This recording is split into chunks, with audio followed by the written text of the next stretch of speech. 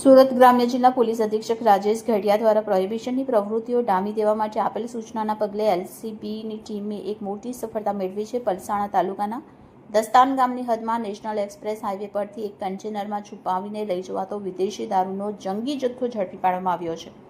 સુરત ગ્રામ્ય એલસીબીના પીઆઈઆરબી ભટોળના માર્ગદર્શન હેઠળ કાર્યરત ટીમને હેડ કોન્સ્ટેબલ જગદીશ આબાજીભાઈ અને પોલીસ કોન્સ્ટેબલ દીપક અનિલભાઈ દ્વારા ચોક્કસ બાતમી મળી હતી કે ગોવા તરફથી એક કન્ટેનર વિદેશી દારૂનો જથ્થો ભરી વડોદરા તરફ જઈ રહ્યું છે।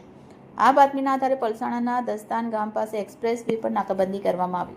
પોલીસે શંકાસ્પદ કન્ટેનરને અટકાવી તેની તલાશી લેતા અંદરથી વિદેશી દારૂની કુલ 51,504 બોટલ મળી આવી અને જેની કિંમત અંદાજે 77,25,600 થાય છે। પોલીસે દારૂ કન્ટેનર, મોબાઈલ અને રોકડ રકમ મળી કુલ ₹92,40,300નો મુદ્દામાલ કબજે કર્યો છે।